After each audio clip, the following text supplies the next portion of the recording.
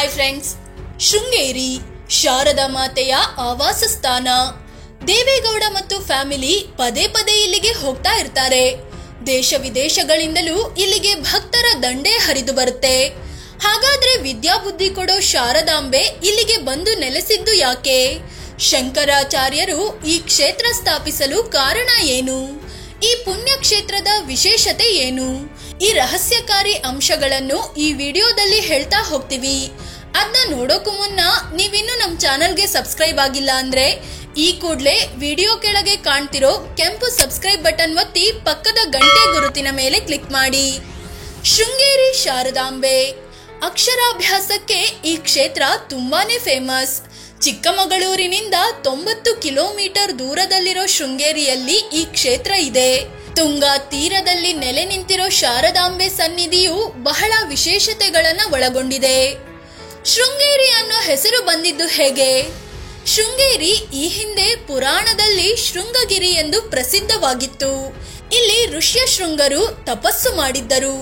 ಅಲ್ಲದೆ ಇಡೀ ಊರು ಬರಗಾಲದಿಂದ ತತ್ತರಿಸುವಾಗ ಯಜ್ಞ ಯಾಗಾದಿಗಳನ್ನು ಮಾಡಿ ಮಳೆ ತರಿಸಿದ್ರು. ಇದೇ ಕಾರಣಕ್ಕೆ ಈ ಊರಿಗೆ ಶೃಂಗೇರಿ ಅನ್ನೋ ಹೆಸರು ಬಂತು ಅಂತ ಹೇಳಲಾಗುತ್ತೆ. ಮತ್ತೊಂದು ಮೂಲದ ಪ್ರಕಾರ ಇಲ್ಲಿನ ಗಿರಿಗಳು ಗೋವುಗಳ ಕೊಂಬಿಗೆ ಹೋಲುವುದರಿಂದ ಈ ಊರನ್ನು ಶೃಂಗೇರಿ ಅಂತ ಕರೆಯಲಾಗುತ್ತೆ. ಶಾರದಾ ಪೀಠ ಸ್ಥಾಪನೆ ಹೇಗಾಯ್ತು? ಚಿಕ್ಕ ವಯಸ್ಸಿನಲ್ಲೇ ದೇಶ ಸುತ್ತಿದ ಶಂಕರಾಚಾರ್ಯರು ದೇಶದ 4 ದಿಕ್ಕುಗಳಲ್ಲಿ 4 ಪೀಠಗಳನ್ನ ಸ್ಥಾಪಿಸಿದ್ರು.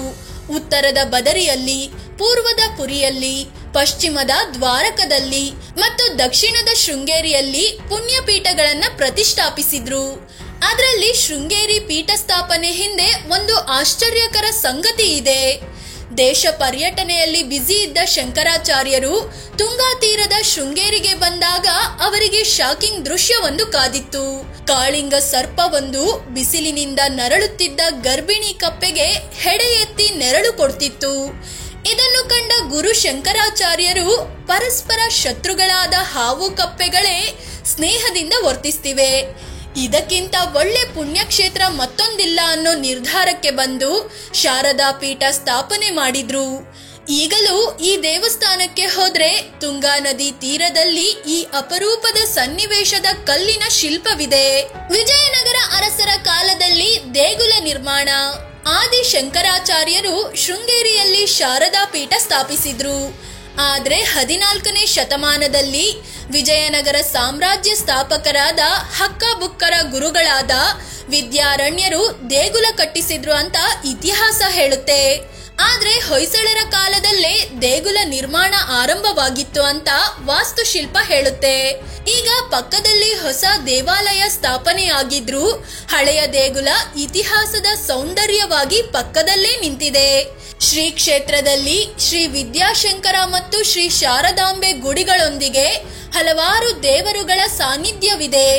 ಶಕ್ತಿ ಗಣಪತಿ, ತೋರಣ ಗಣಪತಿ, ಕಾಲಭೈರವ, ಹರಿಹರೇಶ್ವರ, ಆಂಜನೇಯ, ದುರ್ಗಾಂಬ, ಕಾಳಿಕಾಂಬ, ರತ್ನಗರ್ಭ ಗಣಪತಿ ಸೇರಿದಂತೆ ಇನ್ನೂ ಹಲವಾರು ಗುಡಿಗಳಿವೆ.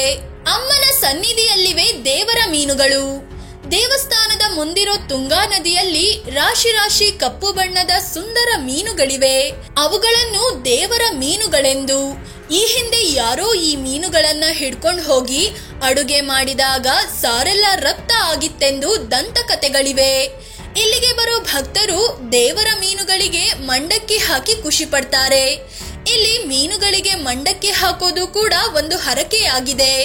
ಹೀಗೆ ಅಮ್ಮನವರ ದೇವಾಲಯದ ಬಳಿ ತುಂಗೆಯ ಒಂದು ತೀರದಿಂದ ಇನ್ನೊಂದು ತೀರಕ್ಕೆ ಒಂದು ಸೇತುವೆ ಇದೆ.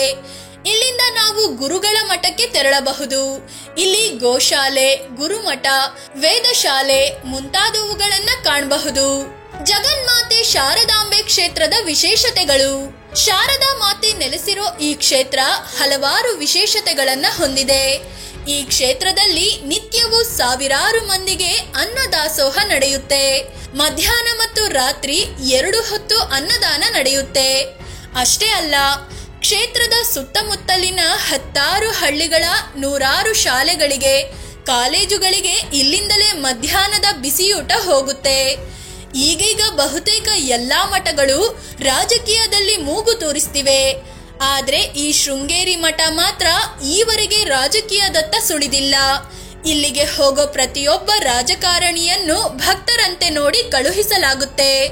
ಹೀಗಾಗಿ ಈ ಕ್ಷೇತ್ರ ಯಾವುದೇ ವಿವಾದವಿಲ್ಲದೆ ಸಮಾಜ ಸೇವೆಯಲ್ಲಿ ತೊಡಗಿದೆ. ಫ್ರೆಂಡ್ಸ್, ನೋಡಿದ್ರಲ್ಲ, ಇದು ವಿದ್ಯಾದೇವತೆ ಶಾರದಾಂಬೆ ಬಗ್ಗೆ, ಶೃಂಗೇರಿ ಕ್ಷೇತ್ರದ ವಿಶೇಷತೆಗಳ ಬಗ್ಗೆ ತಿಳಿಸಿಕೊಡೋ ಪ್ರಯತ್ನ. ಈ ವಿಡಿಯೋ ಇಷ್ಟ ಆಗಿದ್ರೆ ಲೈಕ್ ಮಾಡಿ, ಶೇರ್ ಮಾಡಿ, ಹಾಗೆ ಕಾಮೆಂಟ್ ಮಾಡಿ ನಿಮ್ಮ ಅಭಿಪ್ರಾಯ ತಿಳಿಸಿ. ಇಂತಹ ಮತ್ತಷ್ಟು ಮಾಹಿತಿಗೆ ನಮ್ಮ ಚಾನಲ್ಗೆ ಸಬ್ಸ್ಕ್ರೈಬ್ ಆಗಿ ಗಂಟೆ ಗುರುತನ್ನ ಒತ್ತಿ. ಮತ್ತೊಂದು ವಿಡಿಯೋದಲ್ಲಿ ಮತ್ತೆ ಸಿಗೋಣ. ಧನ್ಯವಾದ.